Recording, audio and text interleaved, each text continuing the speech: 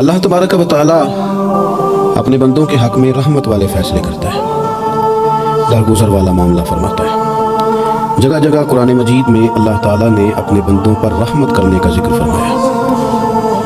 ان اللہ یغفر الذنوب جمیعا، فرمایا بے شک رب تمہارے سارے ہی گناہ معاف فرما دے گا، تم نا امید نہ ہونا، وہ معاف کر دے گا تمہیں۔ قرآن مجید میں فرمایا ان اللہ بالناس لرؤوف الرحیم، بے شک اللہ اپنے بندوں پر بڑا ہی مہربان اور نہایت ہی رحم کرنے والا رؤوف الرحیم ہے، بڑا مہربان ہے، کرم فرماتا ہے۔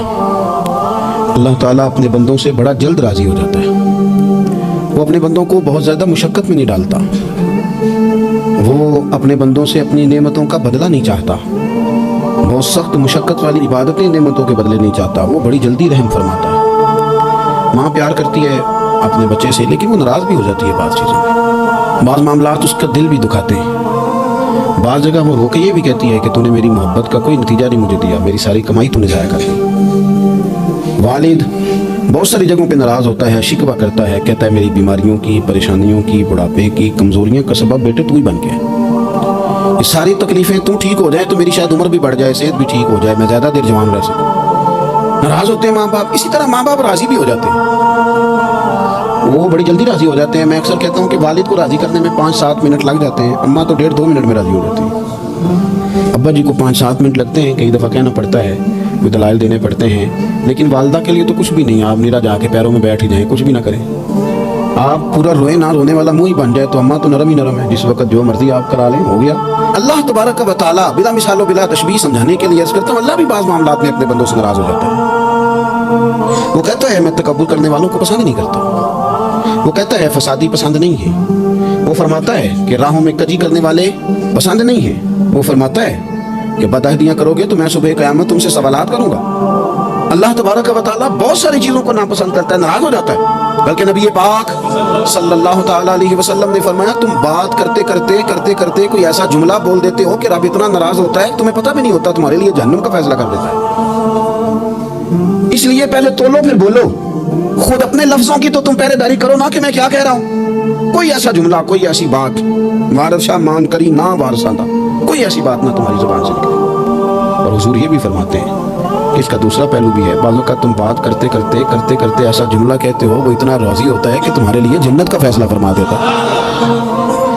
مسلمان کو اب یہ حکم ہے، اس ساری گفتگو کا نتیجہ یہ ہے کہ وہ اپنے جذبات پر، خیالات پر، نگاہوں پر، زبان پر، کانوں پر تھوڑی توجہ دے، بے لگام نہ بنے، بے ترتیب نہ بنے، جو طبیعت میں آئے کر نہ گزرے، تھوڑا سا نہ سوچے سمجھے اور تھوڑا سنبھل کے چلے، کبھی ان کاموں کی طرف نہ جائے جن سے رب ناراض ہو جاتا ہے، ان کاموں کی طرف بڑھے جن سے اللہ راضی ہوتا ہے۔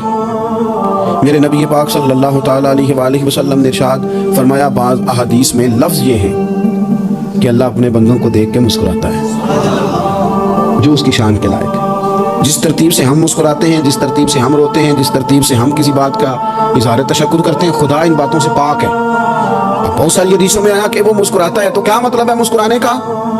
تو علماء تفسیر نے لکھا مسکرانے کا مطلب یہ ہے کہ وہ بڑا ہی راضی ہوتا ہے اپنے بندے سے، بڑا راضی ہوتا ہے، یہ مطلب ہے۔ ایک تو مسکرانے کا مطلب یہ ہے کہ وہ بڑا راضی ہو گیا، بڑا راضی ہو گیا، وہ مسکرا دیا اپنے بندے پہ۔ اور ایک اس کا معنی خود نبی پاک صلی اللہ تعالیٰ علیہ وسلم نے بیان فرمایا، مسند امام احمد بن حنبل میں حدیث ہے، حضور سید عالم علیہ السلام سے صحابہ نے پوچھا یا رسول اللہ شہید تو بڑے لوگ ہوتے ہیں، شہیدوں میں افضل کون ہے؟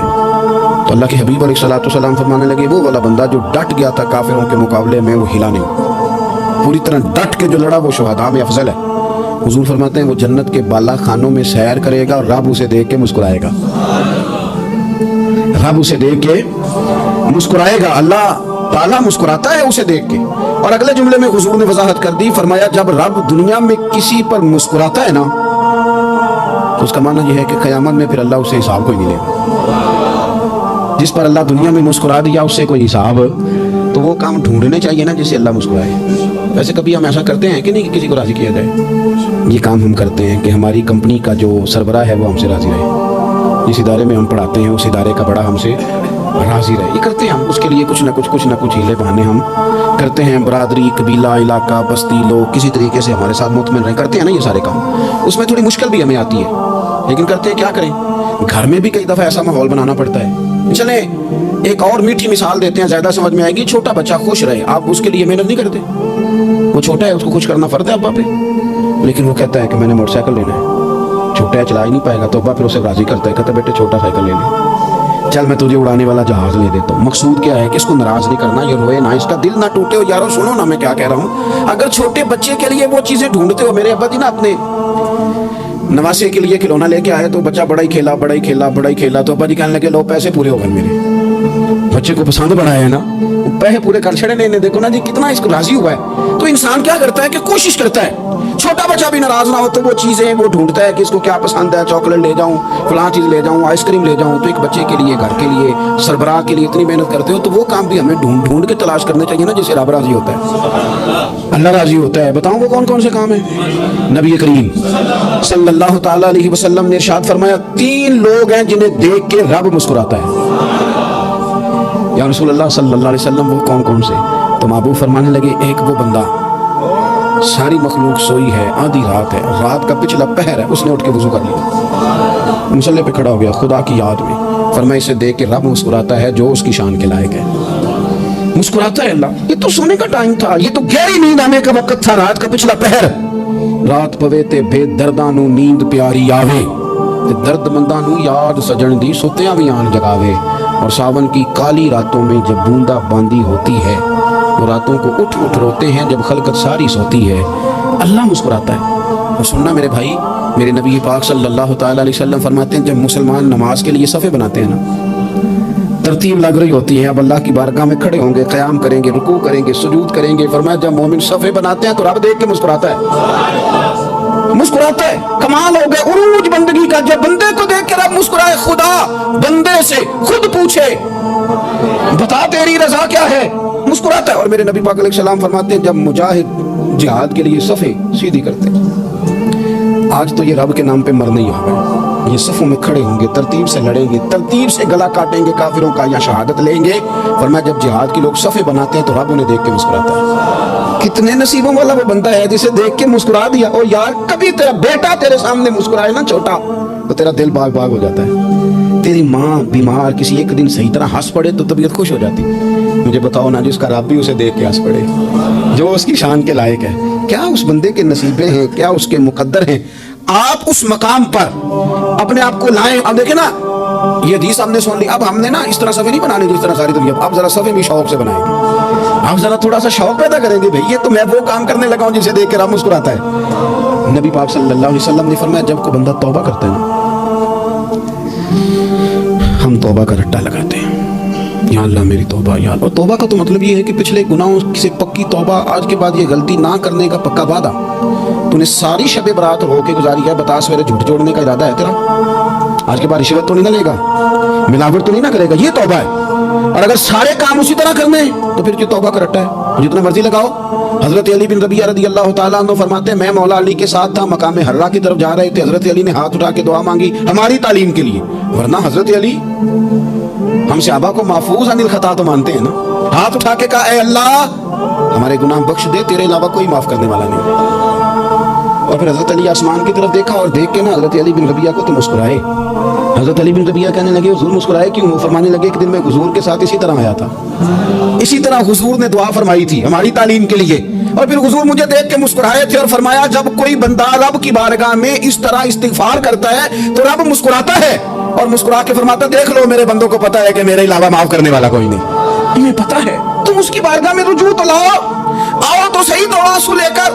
اقبال کہتے ہیں کہ موتی سمجھ کے شان کریمی نے چن لیا, قطرے تو گرے میرے ار کے انفعال کے, دو میں نے آنسو بہائے تھے تو اس کے کرم نے تو موتی سمجھ کے چن لیا. سنو نا, حضور اس استغفار کو, اللہ کو یار رات کو توبہ کر کے سونا چاہیے ہمیں. کچھ غلطیاں ہم کرنا نہیں چاہتے پر ہم سے ہو جاتی ہیں, کچھ دل ہم توڑنا نہیں چاہتے پر وہ ٹوٹ جاتے ہیں, ہماری مجبوری ہوتی ہے ٹوٹ جاتے ہیں. رات کو اس کی بارگاہ میں ہاتھ باندھ کے, کشکول طلب دراز کر کے خوب استغفار پڑھنا چاہیے کہ مالک بندے ہیں نا, کیا کریں, نفس کا ساتھ ہے, دنیا کا ساتھ ہے, خواہشات نفسانیہ, مالک معاف کر دے.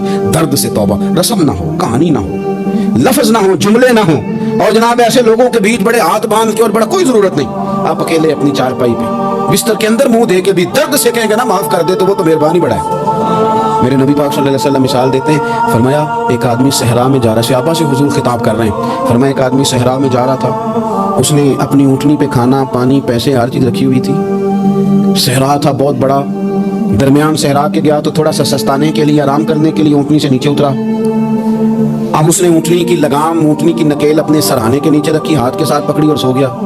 تھوڑی ہی دیر کے بعد جب اس کی آنکھ کھلی تو دیکھا اونٹنی غائب ہے۔ صحرا میں وہ پیدل نہ آگے جا سکتا ہے، نہ پیچھے جا سکتا ہے، نہ دائیں نہ بائیں، کھانے کو روٹی نہیں، پینے کو پانی کا قطرہ نہیں، تھوڑا ادھر بھاگا ادھر بھاگا، تھک گیا۔ کئی محبوب فرماتے ہیں وہ پوری طرح نڈھال ہو گیا اور مایوس ہو گیا، معاذ اللہ، مایوس ہو کے دوبارہ اسی جگہ آ کے لیٹ گیا جہاں پہلے لیٹا تھا، انتظار کرنے لگا کہ اب موت ہی آئے گی، آخری وقت ہے، نہ میں پیدل یہ صحرا کراس کر سکتا ہوں، نہ پیچھے جا سکتا ہوں، نہ کھانا ہے نہ پانی ہے، سوائے موت کے کوئی سہارا نہیں۔ حضور فرماتے ہیں وہ رستے میں دوبارہ لیٹ گیا، اچانک اس نے رخ بدلا تو اونٹنی سامنے کھڑی تھی۔ حضور نے صحابہ سے پوچھا بتاؤ نا اسے بھلا کتنی کو خوشی ہوگی؟ یا رسول اللہ جی سے نئی زندگی مل گئی ہے۔ آپ دیکھیں نا سارے ڈاکٹروں نے کہہ دیا کہ اس کے تو گردے معدہ جگر ہر چیز ختم ہے، گھر لے جاؤ خدمت کرو، ہر طرف پریشانی ہے۔ وہ بندہ بھی سمجھ گیا ہے کہ آخری وقت آ گیا، کل جاؤں پرسوں جاؤں، تیاری ہو گئی، سب لوگ آ گئے، باہر والے بھی آ گئے، یہ ماحول ایک عجیب رنگ اختیار کر گیا۔ اچانک ایک ڈاکٹر نے آ کے کہا نہیں غلطی لگ گئی تھی۔ مجھے بتائیے انداز کیا ہوتا ہے؟ بغیر دوائی کے بندہ اٹھ کے کھڑا نہیں ہو جاتا، او میں تو بچ گیا ہوں۔ نبی پاک صلی اللہ علیہ وسلم فرمانے لگے اس کی اونٹنی مل گئی، بتاؤ بھلا اسے کتنی خوشی ہوگی؟ یا رسول اللہ وہ تو دوبارہ دنیا میں آ گیا۔ حضور فرمانے لگے اسے کچھ بھی خوشی نہیں ہوئی، جب کوئی رب کا گناہگار بندہ آ کے توبہ کرتا ہے رب کو اس سے کئی گنا زیادہ خوشی ہوتی ہے۔ میرا بندہ آ گیا، میرا بندہ آ گیا، میرے گھر آ گیا، اس نے آنسو بہائے ہیں، اس نے کہا اللہ میں تیرا ہی ہوں، تیرا ہی رزق کھاتا ہوں، تیری ہی زمین پہ رہتا ہوں، تیرے نام سے میری سانسیں چلتی ہیں۔ وہ آ گیا، فرمایا اس اونٹنی والے سے زیادہ رب کو خوشی ہوتی ہے جب گناہگار آ کے توبہ کرتا ہے۔ گناہگاروں کے آنسو اس کی بارگاہ میں بڑے مقبول ہیں، لیکن ہم رسم ادا کرتے ہیں، توبہ نہیں کرتے، ہم اپنے آپ کے ساتھ دھوکہ کرتے ہیں، جھوٹ بولتے ہیں۔ ہم بندہ کوئی ناراض ہو جائے تو ہمیں کوئی نیند آتی، اس کے گھر چلے جاتے ہیں۔ ہم اپنے سارے رشتوں کو تعلقات کو مینٹین کر کے رکھنے کے عادی ہیں، ہمیں پتہ ہے کہ وہاں میں نہیں جا سکا تو بیٹا بھیجتا ہوں، فلاں شادی پہ میں نہیں جا سکا تو بھتیجا بھیجتا ہوں، بھائی بھیجتا ہوں، ہر تعلق کا ہم نے خیال رکھا کوئی روٹ نہ جائے۔ لیکن کمال ہے نا، یہ نہیں سوچا کہ اگر رب روٹ گیا تو جب وہ روٹ جائے نا تو سارے رشتے بھی بندے کے پاس موجود ہوں تو کوئی کرامت نہیں ہوتا، پھر کروڑوں روپیہ جیب میں ہوں تو ڈاکٹروں کی دوائیاں اثر نہیں کرتی۔ وہ روٹ جائے تو پھر انسان اس طرح سے پھسلتا ہے کہ بڑے بڑے اس کے پاس دروازے ہوتے ہیں پر کسی جگہ اس کا ہاتھ نہیں لگتا۔ خدا را خیال کریں، دنیا روٹتی ہے تو روٹ جائے، رب رسول ناراض نہ ہونے پائے، اس کا خیال کریں۔ حضور فرماتے ہیں وہ مسکراتا ہے، اسے خوشی ہوتی ہے جب کوئی اس کا بندہ اس کی طرف رجوع کرتا ہے۔ میرے عزیزوں، رسول پاک صلی اللہ تعالیٰ علیہ وسلم نے ان لوگوں کے تذکرے کیے جنہیں دیکھ کے رب مسکراتا ہے۔ ہم نا گناہگاروں پر بھی فتویٰ دینے میں جلدی کرتے ہیں اور نیکی پر بشارت دینے میں بھی جلدی کرتے ہیں، حالانکہ یہ ہماری ذمہ داری نہیں۔ پتہ نہیں اللہ تعالیٰ کس کو کب توفیق توبہ دے کے اپنے قریب کر لے، لیکن بڑی جلدی ہے، بڑی جلدی ہے فتویٰ دینے میں۔ اور یہ فتویٰ صرف مفتیوں کا نہیں رہ گیا، یہ میری طرح کے آپ کی طرح کے ڈھیروں لوگ ہیں جنہوں نے جیبوں میں فتوے ڈالے۔ بھائی آپ نے کیوں ذمہ داری لے لی ہے جنت میں داخل کرنے کی اور نکالنے کی؟ یہ تو میرے رب کریم کا کرم ہے، وہ جس کو چاہے جب چاہے جتنا چاہے عطا کرے۔ لیکن کچھ لوگ نا بڑے پکے ہو گئے ہیں کہ شاید جو میں سوچ رہا ہوں وہی درست ہے۔ کبھی کبھی کچھ چیزیں عجیب بھی ہوتی ہیں، لہذا خدا کی رحمت پر بھروسہ کر کے بات کرنی چاہیے، اپنی مرضی کے فتوے نہیں داغنے چاہیے۔ وہ دیکھو جی فلانا بندہ یوں کر رہا ہے، آپ کو پتہ ہی نہیں پوری بات کا، آپ کو علم ہی نہیں پوری بات کا۔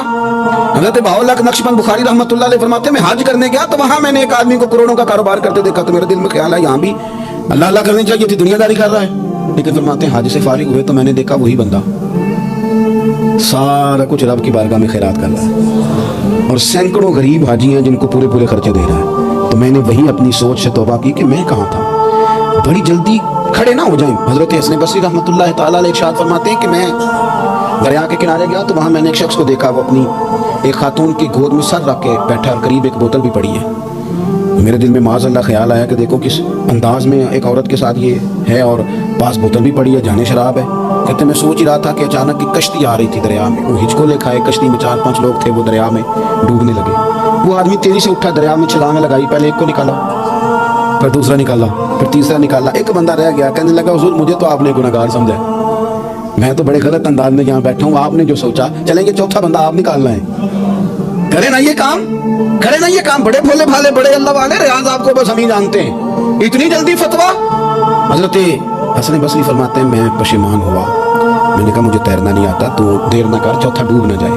फिर तो उसने छलांग लगाई, चौथा भी निकाल लाया, कहने लगा हजरत आपने जल्दी की सोचने में, ये बीबी मेरी माँ है और ये सिरके की बोतल है। हम माँ बेटे का ये मशगला है कि ये वो जगह है जहाँ आके लोग मुसाफिर उतरते हैं और यहाँ से किसी का घर 100 मील है, किसी का 200 मील है। हम सुबह सिरका खजूरें रोटियां लेके यहाँ आते हैं, मुसाफिरों की नौकरी करते हैं, कोई परेशान हो तो मदद करते हैं। हजरत ख्वाजा हसन बसरी फरमाते हैं मैंने माफी मांगी, उनसे भी मांगी, रब से भी मांगी। उन्होंने मांग ली ना बुजुर्ग थे, पर हमको नहीं तैयार मांगने को।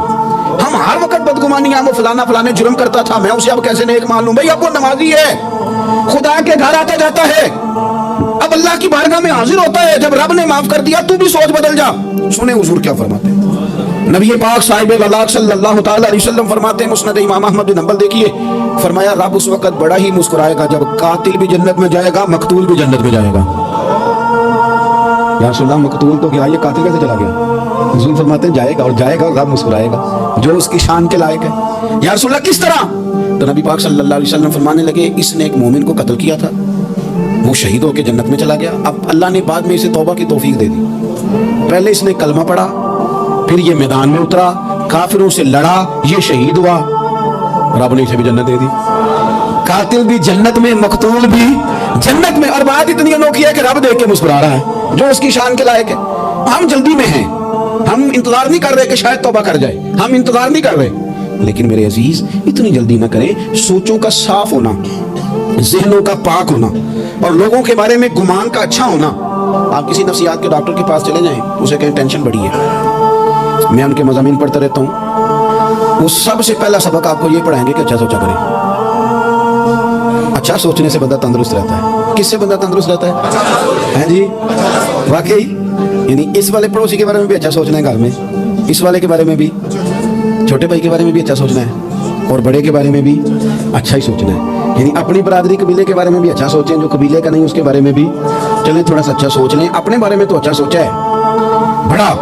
मैं कहता हूं कि हम अपनी गलतियों समेत अपने आप से बड़ा प्यार करते हैं और दूसरे की एक गलती नजर आ जाए तो हमें घिन आने लग जाती है। आप जल्दी न करें, मालिक ने मौका दिया है बंदों को, ना वो किसी का रिस्क छीन रहा है, ना सांसें छीन रहा है, वो अपनी जमीन पे चलने भी दे रहा है, रहने भी दे रहा है। तो जब उसने मौका दिया है आप भी थोड़ा मौका दें।